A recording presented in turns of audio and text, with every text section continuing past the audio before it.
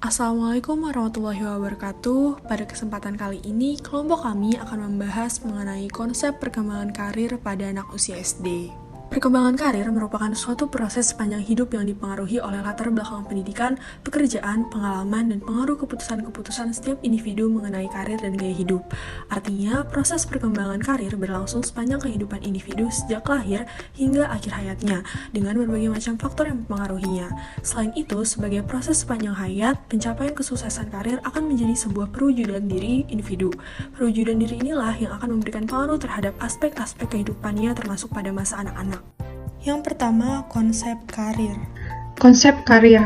Dalam konsep kehidupan ini, ada sebagian orang yang memiliki pekerjaan atau job, dan sebagian lagi memiliki karir.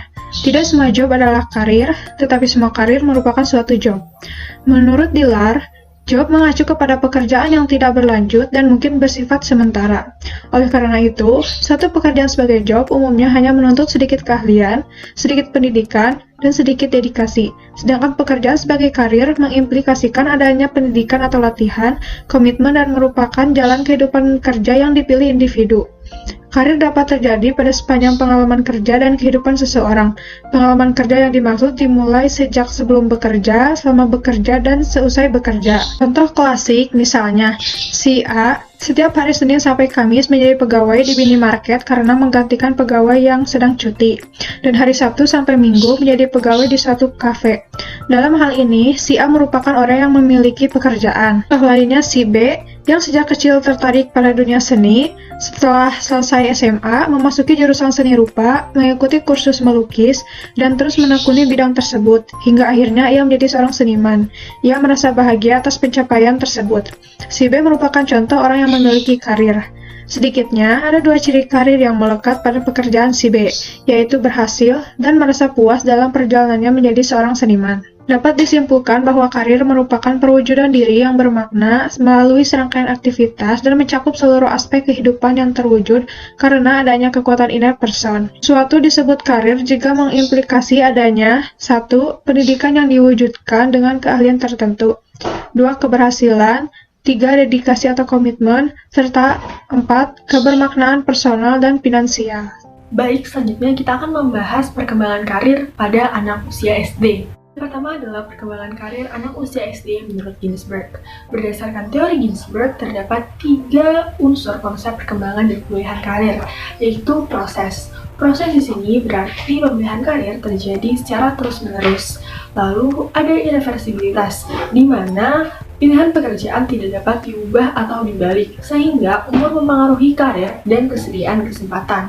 Lalu yang terakhir ada kompromi, berarti pilihan karir terjadi berdasarkan faktor minat, bakat, kemampuan, dan juga nilai. Terdapat 3 tahapan dalam proses pemilihan karir. Yang pertama adalah tahap fantasi. Pada masa ini berlangsung pada usia 10-11 tahun. Pada masa ini anak hanya memiliki kesan atau menyukai pekerjaan yang berada di lingkungannya. Lalu yang kedua adalah tahap tentatif yang berlangsung pada usia 11-18 tahun. Seiring berkembangnya usia anak, maka ia mulai menyadari bahwa minatnya berubah-ubah. Selanjutnya, anak akan mengalami masa transisi di mana anak akan memadukan orientasi pilihan yang dimiliki sebelumnya. Lalu yang ketiga adalah tahap realistis, yang berlangsung pada usia 18 tahun ke atas. Pada masa ini, pemilihan terhadap pekerjaan berdasarkan kenyataan yang ada. Dan pada masa ini dibagi lagi menjadi 3 tahap, yaitu eksplorasi di mana anak memberikan penilaian atas pengalaman kerjanya, kristalisasi di mana anak mengambil keputusan pokok dengan menggabungkan faktor eksternal dan juga internal, dan yang terakhir adalah tahap spesifikasi, di mana anak memilih pekerjaan secara spesifik. Misalnya seorang anak memiliki ketertarikan di bidang kesehatan, maka ia akan memfokuskan dirinya menjadi seorang dokter ataupun perawat. Yang kedua, perkembangan karir anak usia SD menurut teori Super. Pada teori ini dikenal juga dengan istilah pelangi perkembangan karir sepanjang hayat. Pada teori ini ada 2 konsep utama. Yang pertama yaitu prakehidupan, dan yang kedua adalah tahapan perkembangan karir.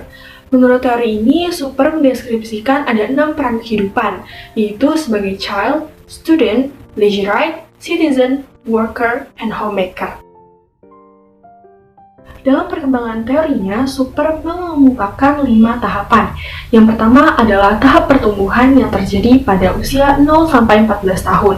Pada masa ini berkembangnya rasa keingintahuan, minat, fantasi, dan juga kemampuan karir. Lalu yang kedua adalah tahap eksplorasi. Pada tahap ini, upaya individu untuk mencari alternatif pekerjaan, memperoleh suatu ide, dan juga mengambil keputusan karir, serta mulai bekerja. Dan yang ketiga adalah tahap penentuan. Pada tahap ini yang dimaksud penentuan ialah diperolehnya ketentuan pada suatu bidang pekerjaan dengan dimulainya bekerja dalam bidang pekerjaan tertentu. Lalu yang keempat adalah tahap pemeliharaan. Pada tahap ini, aktivitas individu dalam mempelajari sesuatu yang baru menyesuaikan diri terhadap perubahan-perubahan yang terjadi dalam suatu posisi. Dan yang terakhir adalah tahap penurunan yang berlangsung pada usia 65 tahun ke atas. Pada tahap ini terdiri dari 3 sub-tahapan. Yang pertama yaitu pelambatan, yang kedua perencanaan pengunduran diri, dan yang terakhir pengunduran diri. Poin selanjutnya yaitu upaya mencapai perkembangan karir anak usia SD. Yang pertama itu yaitu pengembangan fantasi karir anak usia SD. Fantasi karir adalah imajinasi dan penghayatan anak terhadap suatu karir. Melalui imajinasi, anak mampu membuat gambaran suatu karir dalam alam pikirannya, seperti dilihat, didengar, dan dirasakannya, melalui eksplorasi pada masa usia sekitar 1-4 tahun. Jadi, jika imajinasi anak sudah terbentuk, maka umumnya anak akan melakukan peranan-peranan karir tertentu sesuai dengan imajinasi karirnya. Fantasi karir ini akan sangat ditentukan oleh informasi karir yang diterima sebelumnya. 4 teknik yang dapat dilakukan guru atau orang tua dalam memfasilitasi mereka untuk memperoleh informasi karir, antara lain yang pertama yaitu layanan informasi karir. Pemberian informasi karir yang tepat melalui berbagai media seperti buku bacaan, film, majalah dinding yang berisi informasi berbagai karir yang disesuaikan dengan karakteristik anak usia SD. Yang kedua, pembelajaran karir terintegrasi, yaitu pembelajaran karir yang diintegrasikan pada pembelajaran bidang studi tertentu. Misalnya saja pada pembelajaran olahraga, anak laki-laki membagi peran sesuai dengan minatnya ketika sepak bola, yaitu sebagai manajer, pelatih, kapten, wasit, dan hakim garis. Hal itu merupakan salah satu contoh pembelajaran yang mengintegrasikan pengembangan fantasi karir anak. Yang ketiga yaitu observasi karir. Observasi karir adalah proses pengamatan, pencatatan, dan penafsiran data tentang jenis karir tertentu. Contohnya, observasi karir dari film tentang jenis karir yang ditayangkan. Kemudian yang keempat, career race, yaitu model pemberian informasi karir dengan cara mendatangkan berbagai narasumber dari berbagai bidang karir pada waktu yang bersamaan. Kedua, yaitu pengembangan minat karir anak usia SD. Minat karir yaitu ketertarikan individu terhadap suatu karir. Anak yang tertarik oleh suatu karir ditandai oleh adanya perhatian, rasa penasaran untuk mengetahui lebih jauh, dorongan serta upaya untuk mencoba, dan yang terakhir yaitu adanya dorongan serta upaya untuk mendalami karir tertentu. Jadi, semakin banyak indikator dari keempat ciri tersebut yang muncul pada diri individu, berarti minat pada karir tertentu semakin kuat. Pada anak usia SD, minat karir sudah mulai tumbuh pada usia 7 tahun.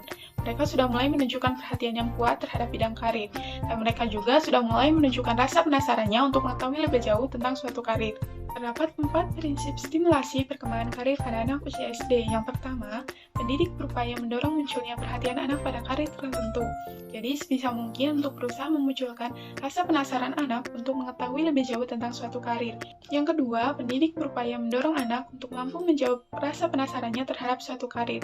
Jadi, peran pendidik di sini harus menyediakan informasi berbagai jenis karir yang sebanyak-banyaknya, disertai dengan penjelasan yang sederhana dan menarik. Yang ketiga, pendidik memfasilitasi anak untuk mewujudkan dorongan dalam mencoba sesuatu. Misalnya saja, pendidik harus mengembangkan beragam ekstrakurikuler untuk dipilih anak sesuai dengan minat karirnya. Yang keempat, pendidik memfasilitasi anak mewujudkan dorongan serta upaya untuk mendalami karir. Jadi, kewajiban pendidik di sini yaitu untuk menyediakan informasi berbagai tempat kursus atau pelatihan tentang keterampilan serta kemampuan tertentu yang dipandang dapat membantu anak dalam mendalami suatu karir. Yang ketiga yaitu pengembangan kapasitas karir anak usia SD. Kapasitas karir yaitu serangkaian kemampuan dan keterampilan yang mendasari karir masa depan anak. Terlingkup di dalam kapasitas karir yaitu kemampuan berpikir, penguasaan akademik, kemampuan mengambil keputusan, dan keterampilan-keterampilan sosial. Peran guru dan orang tua yaitu sebagai fasilitator atau yang memfasilitasi kokohnya dasar kemampuan dan keterampilan karir tersebut. Penyesuaian ciri dan faktor anak usia SD. Ada 3 teknik yang dapat diterapkan untuk memfasilitasi perkembangan karir pada anak usia SD. Yang pertama, teknik observasi. Teknik observasi yaitu pengamatan baik langsung ke tempat lingkungan kerja maupun secara tidak langsung, yaitu dengan mengamati film tentang pelaksanaan pekerjaan tertentu.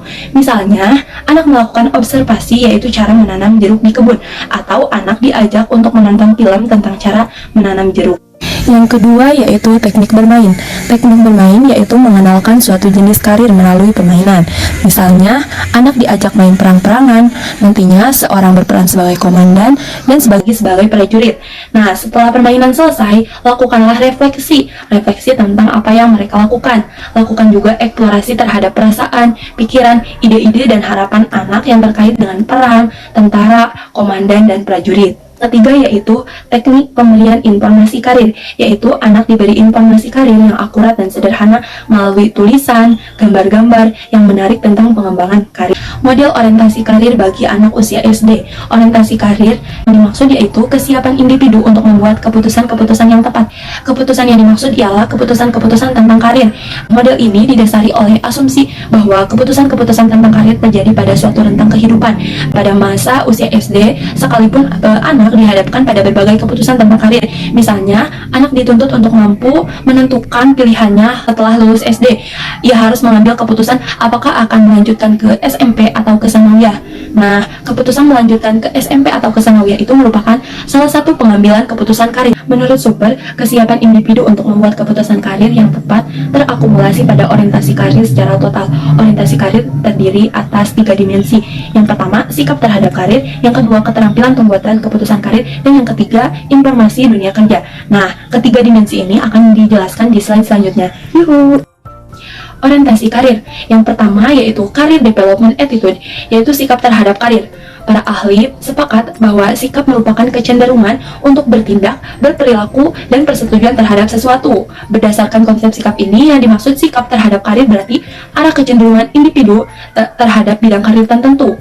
Arah kecenderungan ini terlihat dari aktivitas-aktivitasnya.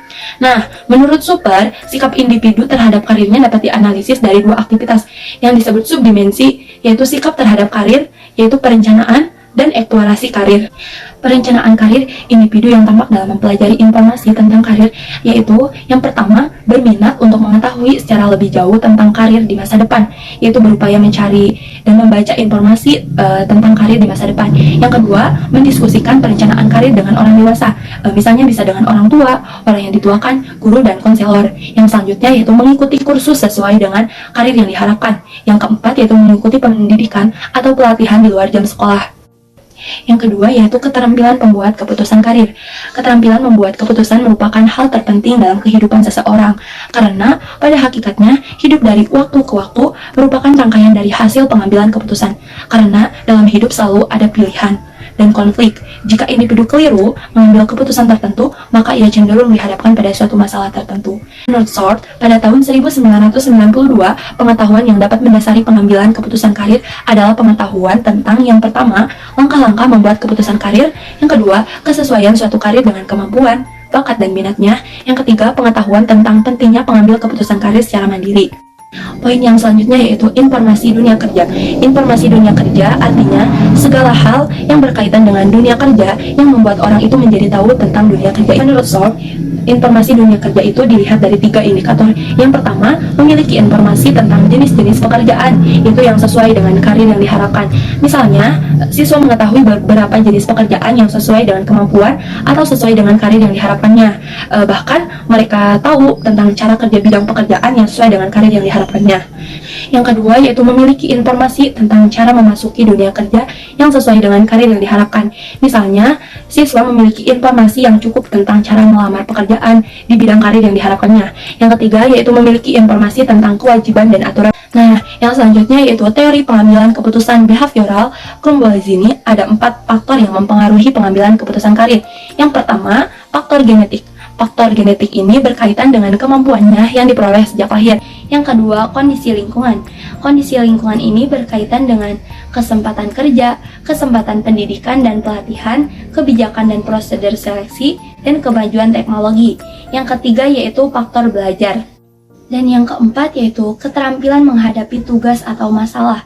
Keterampilan ini dicapai dari pengalaman belajar, kemampuan khusus, dan lingkungannya. Sekian video yang dapat kelompok kami sampaikan, kurang lebihnya mohon maaf dan semoga video ini bisa bermanfaat bagi kita semua. Wassalamualaikum warahmatullahi wabarakatuh.